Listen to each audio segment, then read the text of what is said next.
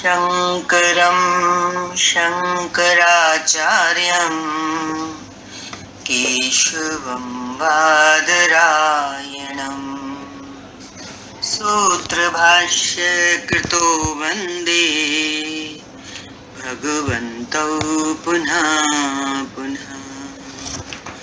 ईश्वरो गुरुरात्मेति मूर्तिभेदविभागिने व्योमवद्व्याप्तदेहाय दक्षिणामूर्तये नमः। श्रीदक्षिणामूर्तये नमः।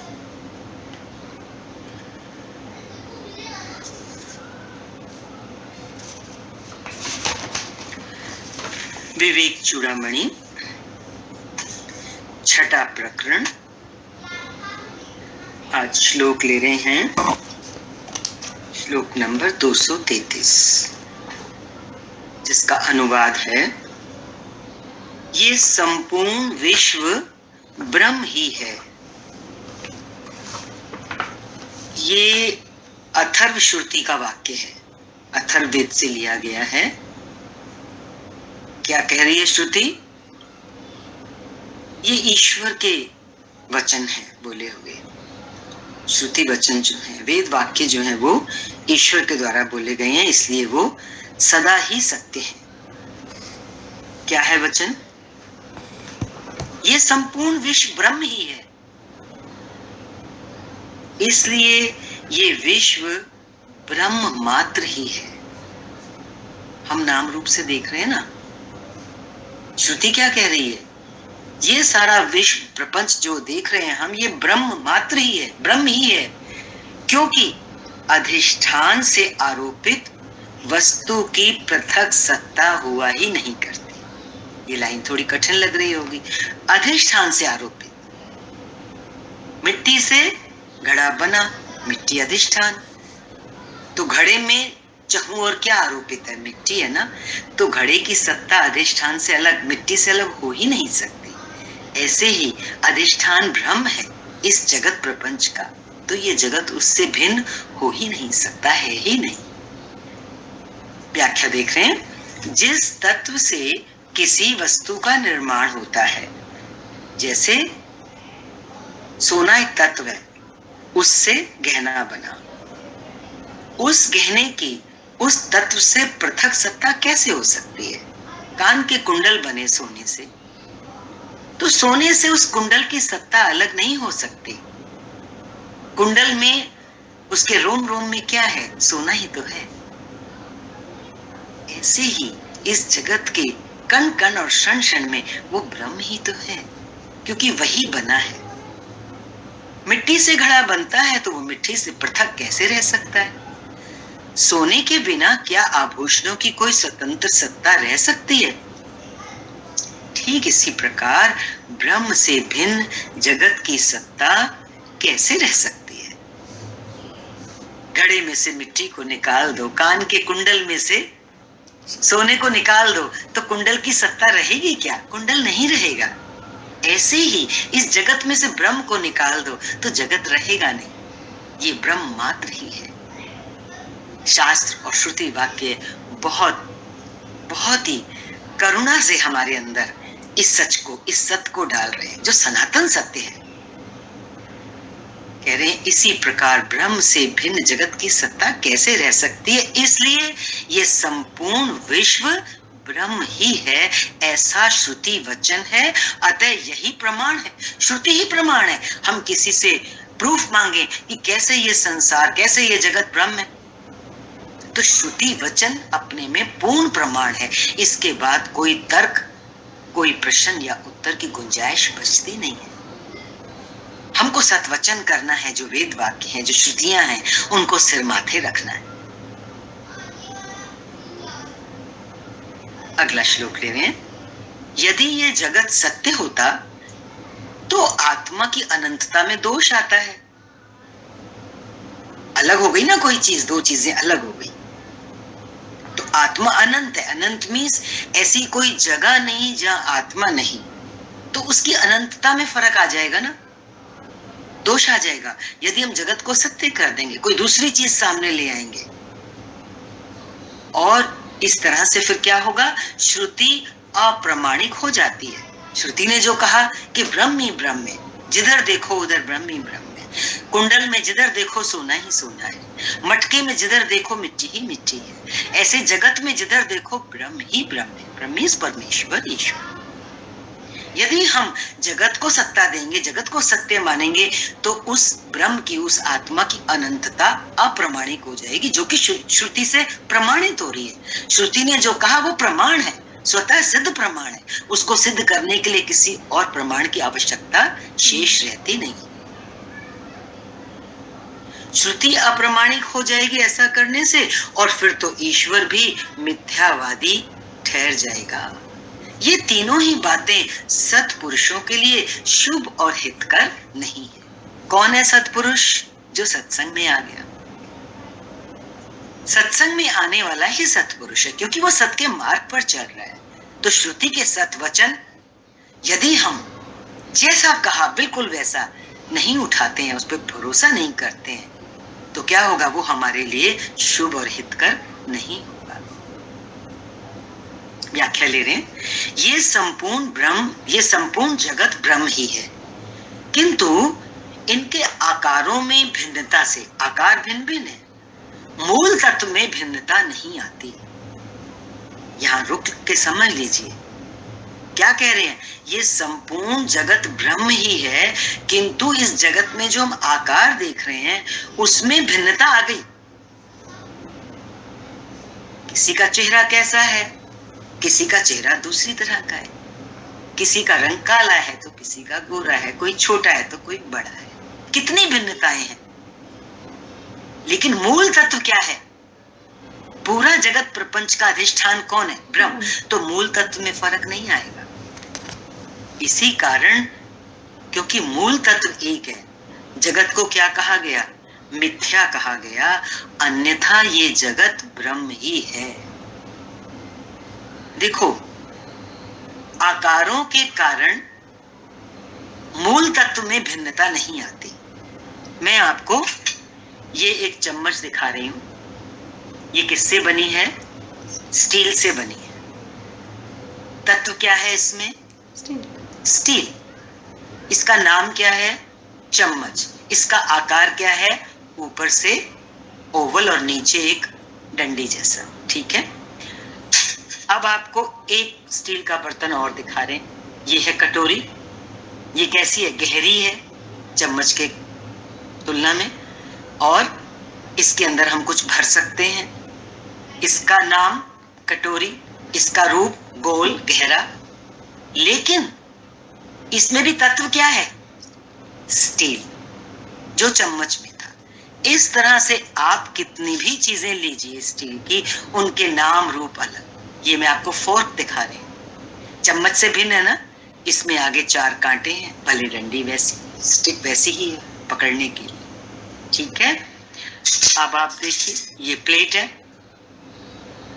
ये फ्लैट है, इसका नाम प्लेट है, इसका रूप फ्लैट गोल, लेकिन तत्व क्या है इसमें?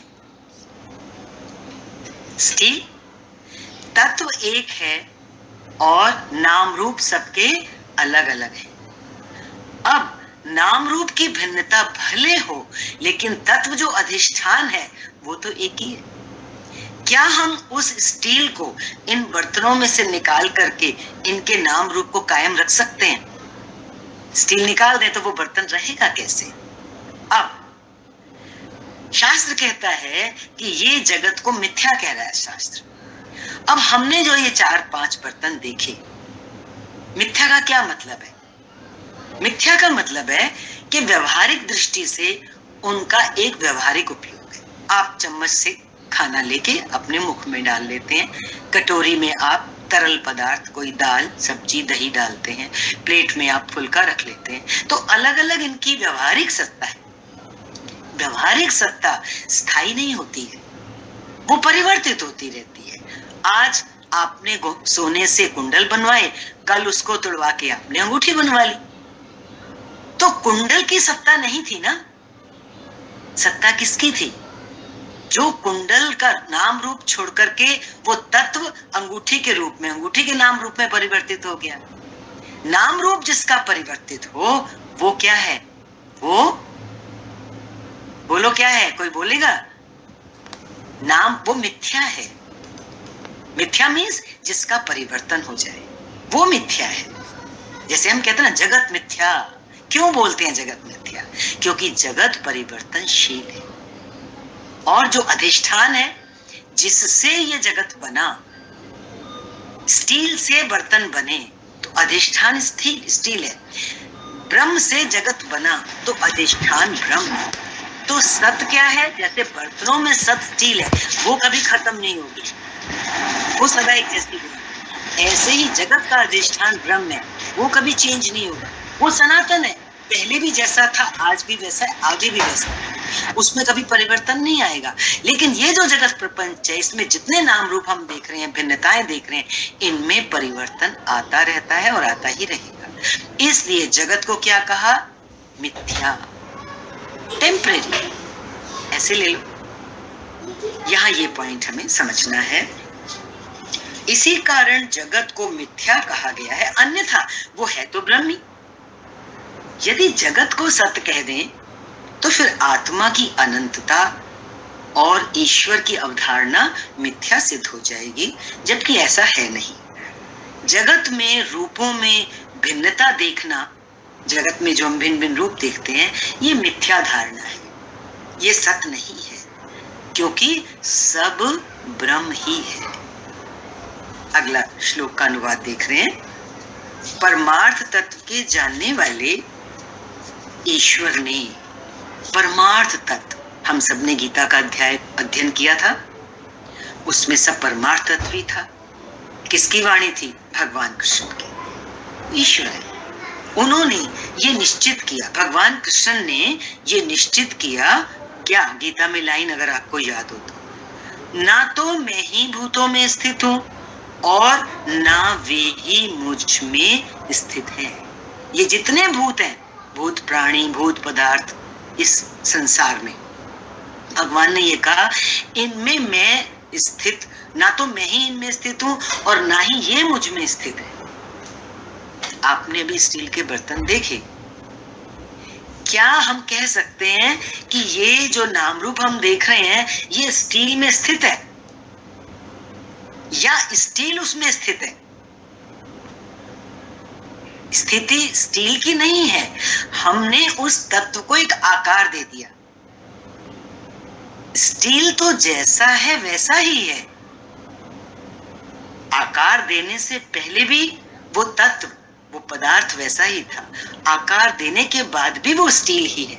और जब हम उसको गलाएंगे तो गलाने के बाद भी उस तत्व का जो मूल रूप है वो वही रहेगा, उसमें परिवर्तन नहीं आएगा।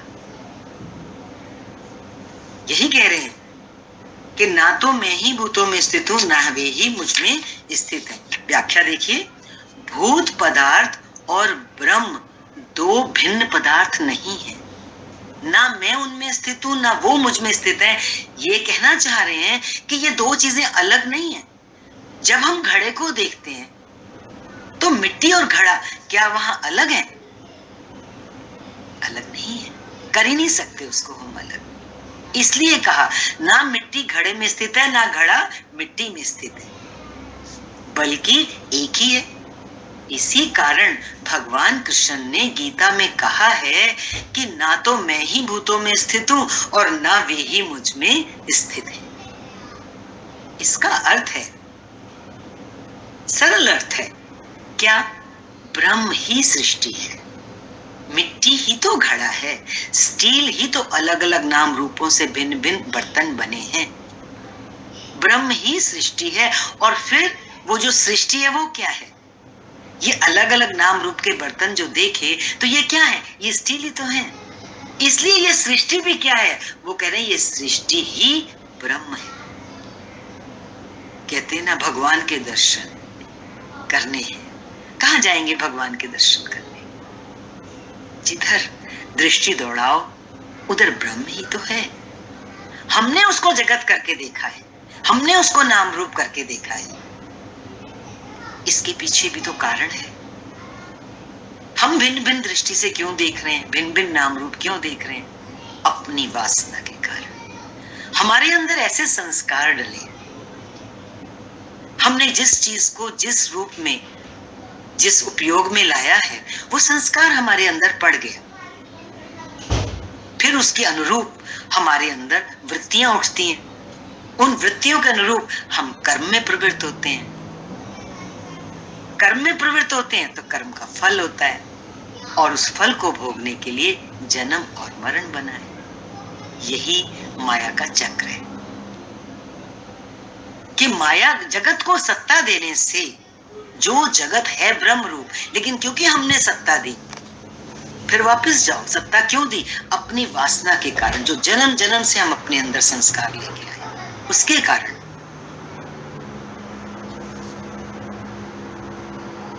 ये दो भिन्न भिन्न पदार्थ नहीं है, सृष्टि और ब्रह्म। जिससे ये कहा जाए कि भगवान ये कहें कि मैं भूतों में स्थित हूं, भूतों में वो स्थित नहीं है, क्योंकि वही तो बने हैं। दो चीजें अलग हो तो कोई किसी में स्थित हो। ऐसा कहने का अर्थ है कि भूत पदार्थ और ईश्वर यानी कि ब्रह्म दो भिन्न पदार्थ। अगर हम ऐसा कहते हैं कि मैं उसमें स्थित हूं, तब तो ये धारणा हो जाएगी ना कि ईश्वर और वो भूत पदार्थ दो अलग चीजें हैं। कोई चीज किसी में तभी स्थित होगी जब वो उससे अलग हो, पर क्योंकि अलग है नहीं, इसीलिए कह रहे हैं किंतु सब क्योंकि ब्रह्म ही है इसलिए ऐसा कहा गया है। अगला श्लोक का अनुवाद ले रहे हैं।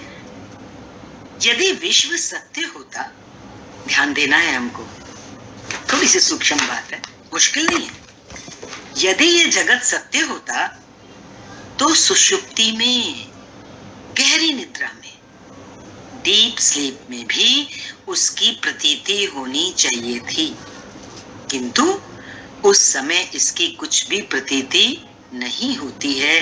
इसलिए ये जगत स्वप्न के समान असत है और मिथ्या है।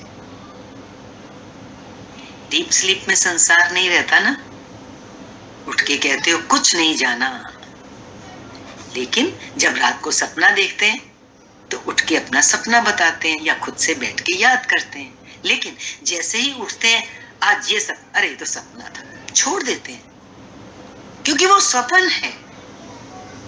अब वो जो स्वप्न देखा वो संसार का ही तो देखा ना। अब वो संसार मेरी गहरी निद्रा में तो था ही नहीं बिल्कुल। अब हमें पता है कहाँ आना है। यदि रात को मैं था और मैंने कोई संसार देखा, उसको मैंने ही उठते झूठ कर दिया, कोई सत्ता ही नहीं दी। अब हम आ जाएं अपनी जागृत अवस्था पर। जागृत अवस्था में भी तो हमारा मन ही संसार बना रहा है, वही मन जिसने रात को सपने में संसार खड़ा किया था। मन में पड़े हुए संस्कारों से ही तो, वृत्तियों से ही तो वहां पे जगत दिखाई देता है रात को, और दिन में भी, जागृत अवस्था में भी हम अपने मन की वृत्तियों से ही तो संसार खड़ा किए हुए हैं। कोई इंसान हमें अच्छा लगता है हमारे मन की वृत्तियों के कारण, हमारे मन ने जैसा सोचा उसके बारे में। कोई हमें गलत लगता है तो हमारे मन ने ही तो दिखाया ये अच्छा है ये बुरा है। किसी से राग किसी से द्वेष, ये कौन कराता है? हमारा मन ही तो कराता है। तो सारा संसार मन का ही विस्तार है। अब बात कहां आ जाती है कि कहने का मतलब ये है कि ये जगत रात के स्वप्न की तरह मिथ्या ही है। मिथ्या मीन्स इसकी जितनी देर हम उसको सत करके बैठे हैं उतनी उसकी व्यवहारिक सत्ता है। रात का स्वप्न भी तो सत करते हैं ना, घंटा 2 घंटा जितनी देर दिखता है, वहां रसगुल्ला मिलता है तो खाते ही हैं, रस भी आता है।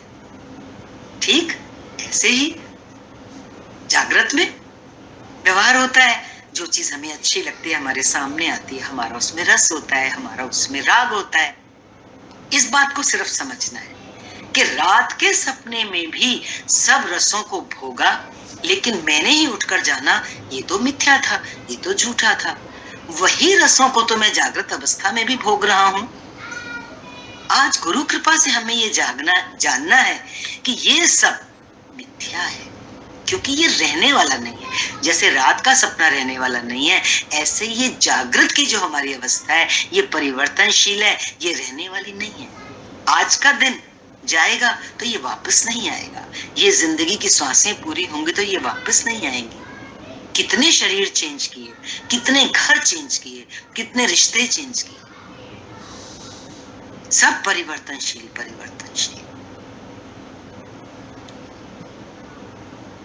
इसलिए कह रहे हैं इस जागृत की भी जो स्थिति है वो कैसी है, स्वप्न के समान असत और मिथ्या है। व्याख्या ले रहे हैं, भगवान कृष्ण ने गीता में भी कहा है असत वस्तु की तो सत्ता नहीं है और सत का अभाव नहीं है। दूसरे अध्याय का ये 16वां श्लोक है, ना सत्तो विद्यते भावो ना भावो विद्यते सत्य। यदि ये जगत सत्य होता, बार बार कह रहे हैं, यदि ये जगत सत्य होता तो उसकी अनुभूति सुषुप्ति में भी होनी चाहिए थी, किंतु वह नहीं होती, इसलिए ये मिथ्या ही है।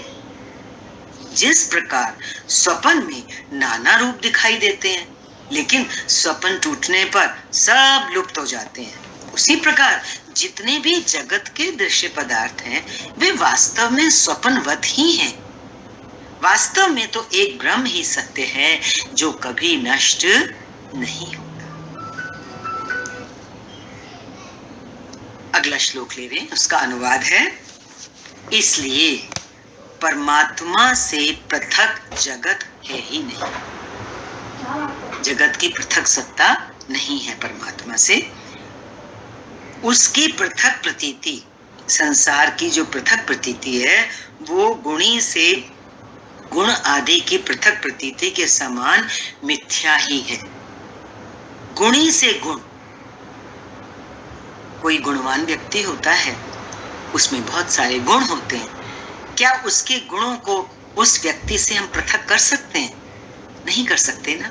कह रहे हैं कि जिस प्रकार गुणी से गुण की प्रतीति जो है, पृथक प्रतीति, उसकी भिन्नता की प्रतीति मिथ्या ही है, ऐसे ही परमात्मा से इस जगत की जो सत्ता है, पृथक सत्ता, मिथ्या है, यानी कि पृथक नहीं है। क्योंकि आरोपित वस्तु की वास्तविकता ही क्या है? जो चीज आरोपित है उसकी वास्तविकता नहीं है। मिट्टी से घड़ा बना तो ये नाम रूप हमने उस मिट्टी पर आरोपित किया, राइट? अधिष्ठान क्या है? मिट्टी। तो आरोपित जो है उसकी अपनी सत्ता वास्तविक नहीं है, क्योंकि घड़ा टूटेगा तो गिलास बन जाएगा, सुराही बन जाएगी, सकोरा बन जाएगा। तो आरोपित वस्तु की कह रहे हैं अपनी सत्ता नहीं है, वास्तविक सत्ता ही नहीं है। वो तो अधिष्ठान ही, जो अधिष्ठान है वो ही उस प्रकार भास रहा है। घड़े में अधिष्ठान क्या है? मिट्टी। तो उस नाम रूप में भास क्या रहा है? अधिष्ठान ही तो भास रहा है। अधिष्ठान मीन्स वो तत्व जिससे वो बना है। तो ये जो जगत है ये आरोपित है किसके ऊपर? उस ब्रह्म के ऊपर, अधिष्ठान के ऊपर। तो अधिष्ठान ही हमारे भ्रम से, कहते हैं ना, ये जगत भ्रम से भास रहा है। रस्सी में सांप का बार बार जो उदाहरण आता है, अधिष्ठान रस्सी है, हमारे भ्रम ने उसके ऊपर क्या आरोपित कर दिया? सांप। तीन काल में भी सांप नहीं है। ऐसे ही अधिष्ठान ब्रह्म है, क्योंकि वही बना है। आरोपित उसके ऊपर क्या है? नाम रूप।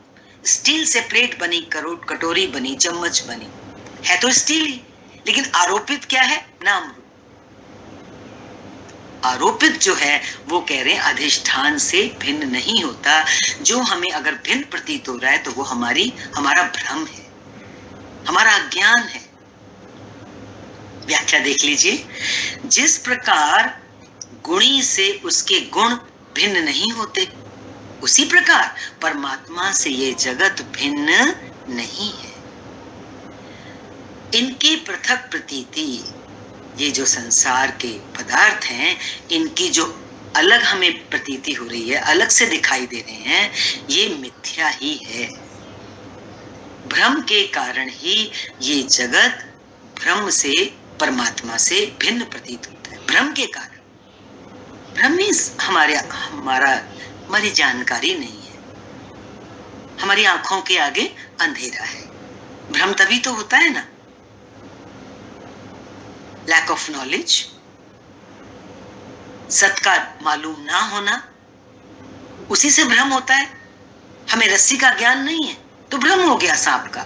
हमें परमात्मा का भ्रम का ज्ञान नहीं है कि चाहूं और वही है, कण कण और क्षण क्षण में वो है, ये हमें नहीं मालूम। तो हमें क्या भ्रम हो जाता है? नाम रूप का भ्रम हो जाता है, भिन्नता की प्रतीति हो जाती है। भ्रम के कारण ही जो परमात्मा है, जिसको यहाँ ब्रह्म कह रहे हैं, वो भिन्न प्रतीत होता है, नाम रूप से प्रतीत होता है। किंतु ज्ञान प्राप्त होने पर, जिसके लिए हम सब यहाँ बैठते हैं, ज्ञान के लिए ही बैठते हैं, ज्ञान प्राप्त होने पर ये भिन्नता मिट जाती है। कौन सी भिन्नता? कि जगत भिन्न है और परमात्मा भिन्न है। ये भ्रम दूर हो जाता है, एकता हो जाती है। इसी को तो कहते हैं अद्वैत का ज्ञान,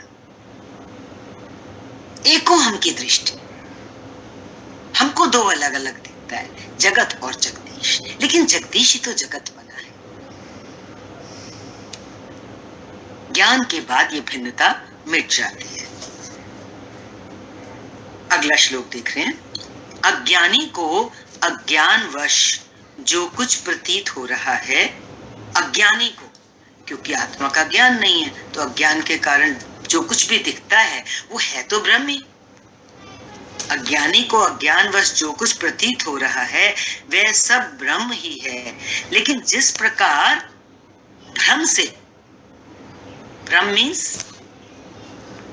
अपने अज्ञान के कारण क्या प्रतीत होता है, जो सीपी है वो चांदी लगती है। इसमें इदम रूप से सदा ब्रह्म ही कहा जाता है। ब्रह्म में आरोपित जगत तो नाम मात्र ही है। ब्रह्म में आरोपित जगत, अभी आरोपित की बात आई थी ना, मिट्टी पर हमने मिट्टी को घड़ा रूप दे दिया तो घड़े का नाम रूप आरोपित कर दिया मिट्टी के ऊपर। ऐसे ही वो कह रहे हैं कि इदम रूप से जो ये इदम ये जो हम बोलते हैं, इस रूप से जो हमें जगत दिखाई दे रहा है वो है तो ब्रह्म ही, आरोपित है, ब्रह्म में आरोपित है, इसलिए वो नाम मात्र ही है। कुछ समय के लिए है, बीच में है, घड़ा बीच में है, जैसे ही टूटेगा तो घड़ा नहीं रहेगा, ऐसे ही ये जगत बीच में दिखता है। इसीलिए ये परिवर्तनशील है। आज जैसा दिखता है कल वैसा नहीं दिखता। कोई व्यक्ति आज है कल वो दुनिया में ही नहीं है। इसलिए बोला ये आरोपित है और ये नाम मात्र के लिए है, मीन्स थोड़े समय के लिए। व्याख्या देखते हैं। जिस प्रकार सीपी को देखकर मनुष्य भ्रमवश उसे चांदी समझ लेता है, सफेद सफेद होती है ना, धूप में तेज चमकती है जैसे चांदी हो, किंतु होती तो वो सीपी ही है। ठीक उसी प्रकार अज्ञानी को ये भिन्न भिन्न रूपों वाला संसार ही दिखाई देता है। अज्ञान की दृष्टि है तो क्या दिखाई देता है? सब अलग अलग दिखता है। उसमें जो छुपा हुआ अधिष्ठान रूप से परमात्मा है वो नहीं दिखाई देता। देखो ऐसे देख लो, रसोई में तो रोज ही जाते हो, माताएं तो जाती हैं, पुरुषों के सामने भी बर्तन तो आते हैं, क्या दिखता है हर समय? नाम रूप तो दिखता है उन बर्तनों का, कटोरी है, चम्मच है, ग्लास है, थाली है। कभी ध्यान गया कि ये नाम रूप तो आरोपित है उस तत्व के ऊपर, उस अधिष्ठान के ऊपर। क्या था अधिष्ठान? स्टील। हमारी दृष्टि कभी अधिष्ठान पर नहीं गई। व्यवहारिक रोजमर्रा के व्यवहार में भी अगर हम इस तरह की दृष्टि बनाएं, हम गहना पहनते हैं, कभी हमारी दृष्टि गई कि कान में जो पहना वो भी सोना है, गले में जो पहना वो भी तो सोना है, हाथ में जो पहना वो भी तो सोना है। हम नाम रूप में अटके हुए, ये छोटी छोटी चीजें बता रहे हैं। इसी तरह से यदि पूरे जगत में हम अपनी दृष्टि डालें कि सब कुछ वो ब्रह्म ही बना है, तो हमारी दृष्टि कैसी हो जाएगी? ब्रह्ममय दृष्टि हो जाएगी।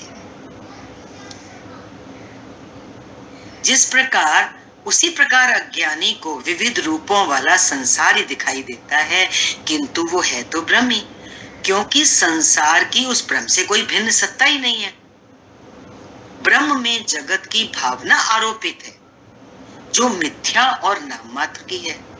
जगत नाम देने से वो ब्रह्म से भिन्न नहीं हो जाता। कुंडल नाम देने से क्या कुंडल सोने से अलग हो गया? है तो वो सोना ही। अंगूठी नाम देने से क्या वो सोने से अलग हो गई अंगूठी? है तो वो सोना ही। ऐसे ही जगत को हमने इतने नाम रूप जो दिए हैं, क्या वो ब्रह्म से अलग हो गए? नाम रूप आने से वो जो उसका अधिष्ठान है वो कभी उससे अलग नहीं होता। अधिष्ठान जो तत्व है, जिस प्रकार अब अपने शरीर पे भी हम देख लें, जिस प्रकार हाथ पांव आदि नाम देने से वे शरीर से भिन्न नहीं हो जाते। इस शरीर में कितने अंग हैं, वो सब मिला के तो शरीर है। ऐसे ये पूरा ब्रह्मांड, पूरा विश्व जो है, इसमें कितनी भिन्नताएं हैं, कितने इसके अंग हैं, लेकिन उन सबको मिलाकर के वो है तो एक शरीर ही। उस पुरुष का, उस पुरुषोत्तम का, जैसे ये एक शरीर हमारा है, ऐसे उसका भी विशाल विराट रूप है जिसमें ये सब आरोपित है। ये बताया। एक नया टॉपिक स्टार्ट हो रहा है, थोड़ा सा करेंगे इसको। इसका विषय है ब्रह्म निरूपण। जिस ब्रह्म के बारे में चर्चा चली, ब्रह्म निरूपण। अगले श्लोक का अनुवाद ले रहे हैं। इसलिए पर ब्रह्म परमात्मा सत है, अद्वितीय है, उसमें दूसरा बना नहीं है। और वो कैसा है? शुद्ध है, कोई मिलावट नहीं है। जैसे गहना बनाने के लिए तो 24 कैरेट का नहीं बना सकते ना, जल्दी टूटेगा, उसमें मिलावट करनी पड़ती है। ऐसे ही ये ब्रह्म जो है ये सत्य है, इसमें कोई मिलावट नहीं है, ये शुद्ध है और विज्ञान घन है। इस ब्रह्म का क्या लक्षण है? ये ज्ञान स्वरूप है, निर्मल है, एकदम साफ स्वच्छ जल हो, आरंपार दिखता है। ऐसे ही ये ब्रह्म, ये आत्मा, कोई भी नाम दीजिए, ये एकदम निर्मल है।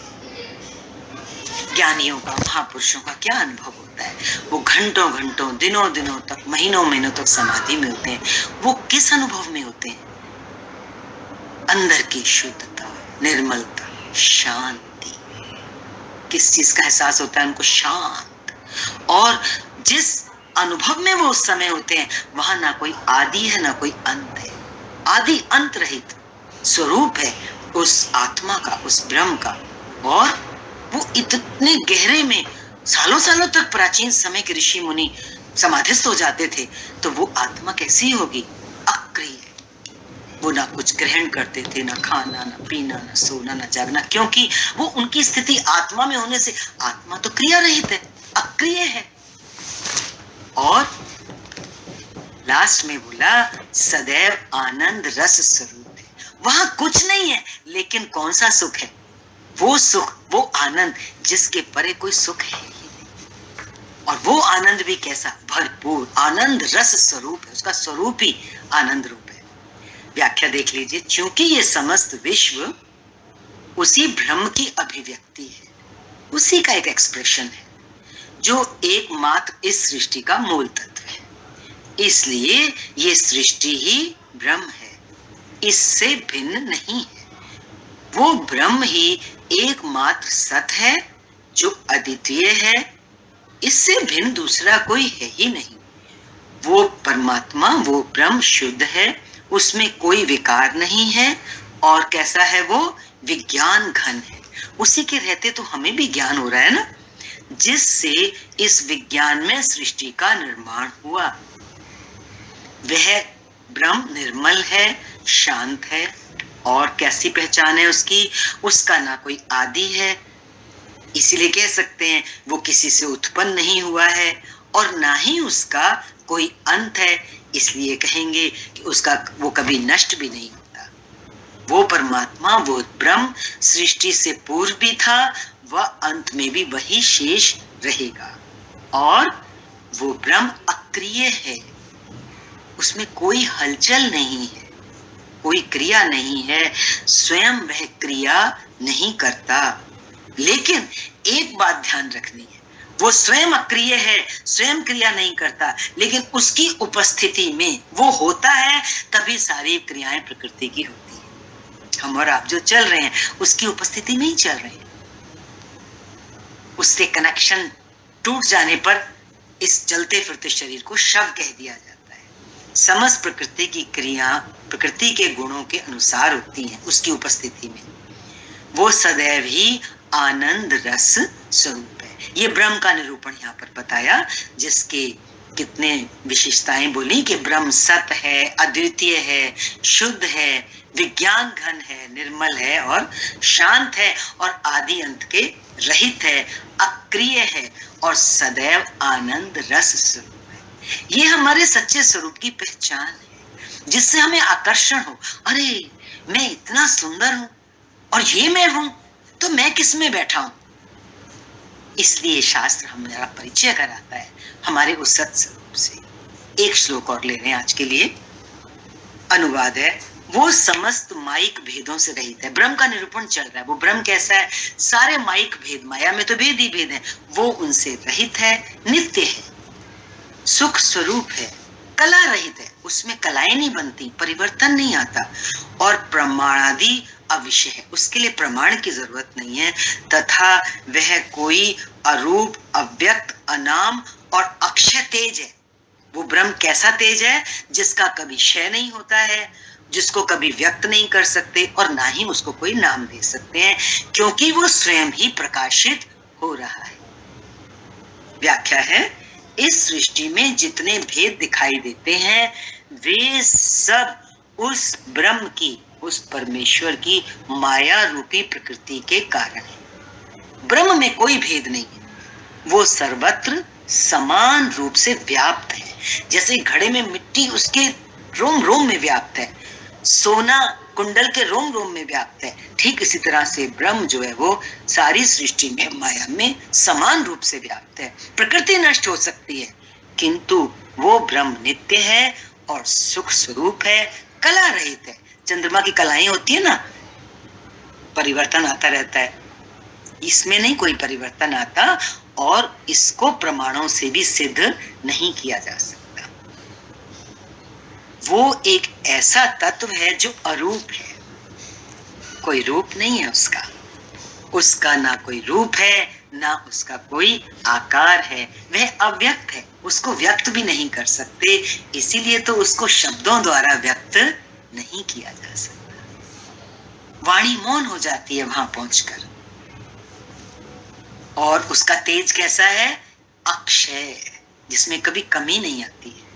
वो स्वयं तेज है, जिसका कभी क्षय नहीं होता। वो तो ऐसी ज्योति है जो कभी बुझती ही नहीं है। अन्य सभी ज्योतियां उसी से प्रकाशित है। सूर्य किसके प्रकाश से प्रकाशित है? जो पूरे विश्व को रोशनी दे रहा है, उसी ब्रह्म के तेज से। अन्य सभी ज्योतियां उसी से प्रकाशित हैं, किसी अन्य के प्रकाश से वो प्रकाशित नहीं है, वो स्वयं प्रकाश है।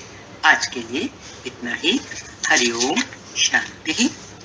ओम पूर्णमदः पूर्णमिदं पूर्णात् पूर्णमुदच्यते पूर्णस्य पूर्णमादाय पूर्णमेवावशिष्यते। ओम शांति शांति शांति। हरिओम आंटी जी। हरिओम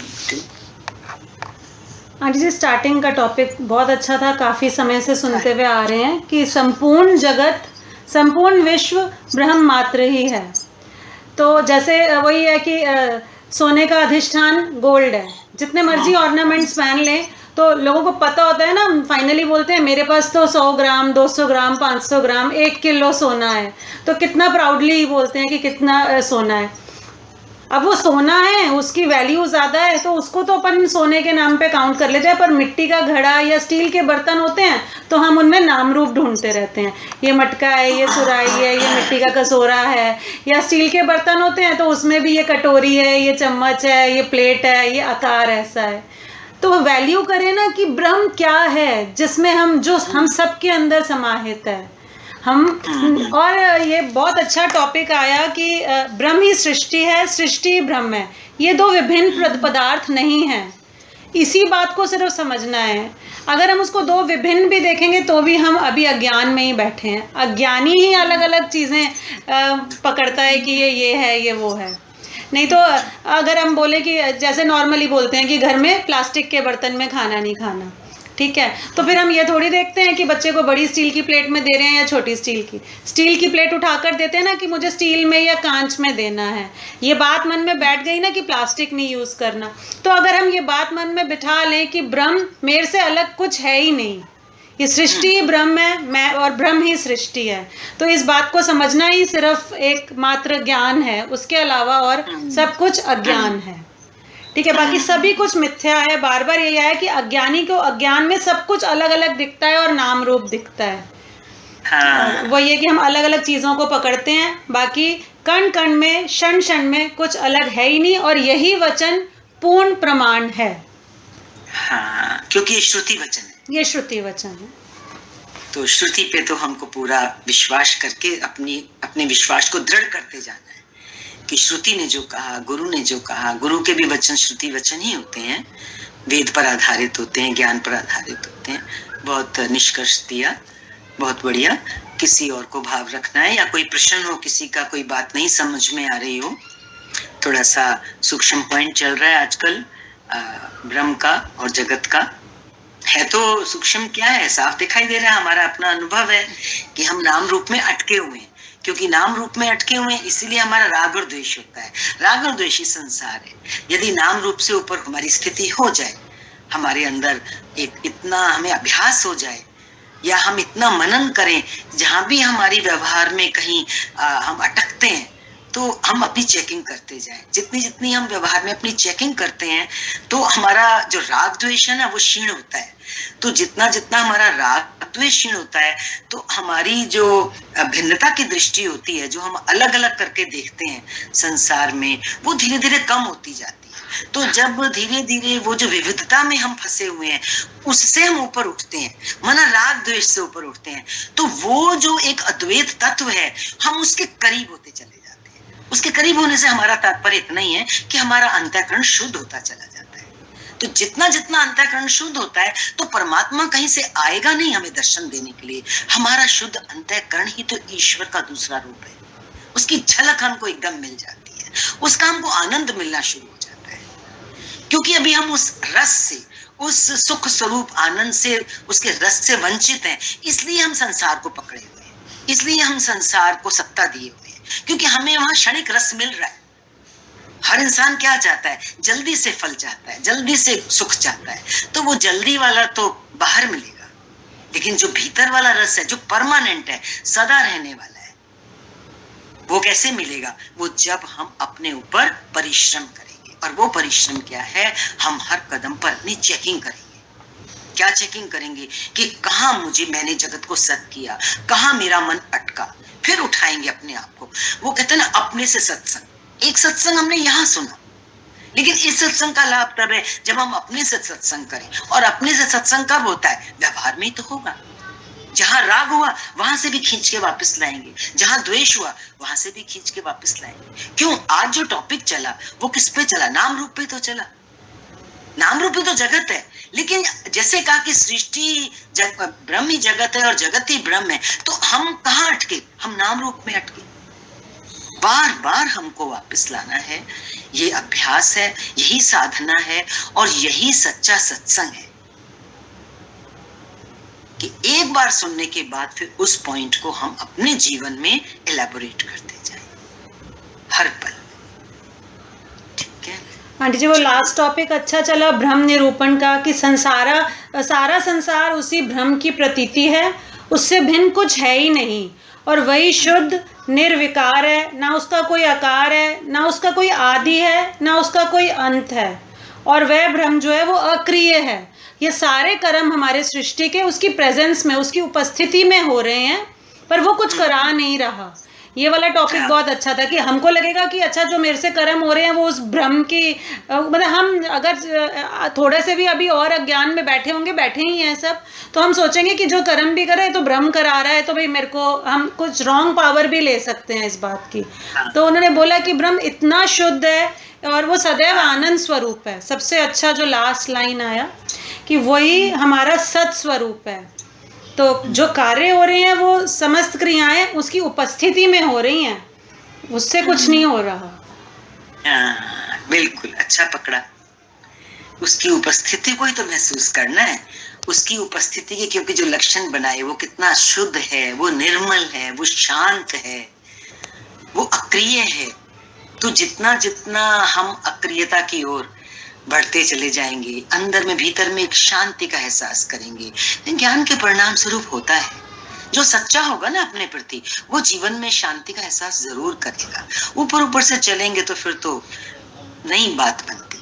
तो जो आपने लक्षण बताए आत्मा के, लास्ट में आपने बोला कि वो आनंद स्वरूप है। तो जिसको कभी एक हल्की झलक भी मिल जाती है उसके आनंद स्वरूपता की, उस आनंद रस की, वो फिर उसी तरफ मुड़ जाता है। वो कहता है मुझे तो अभी इसी को पाना है, संसार तो होता रहेगा, होता ही आया है जन्मों से, अब इस जन्म में भी कर लूंगा तो क्या खास हो जाएगा। तो दिशा पलट जाती है। तो ज्ञान का, गुरु का और सत्संग का सबसे बड़ा लाभ होता है कि हमारी दिशा चेंज हो जाती है और हम उस आनंद स्वरूप की तरफ बढ़ते जाते हैं और एक दिन उस मंजिल को पा ही लेते हैं। जैसे आपने बताया कि वो आनंद स्वरूप है। तो ये याद रहे कि मुझे उस आनंद को पाना है जो परमानेंट है। ठीक है जी। किसी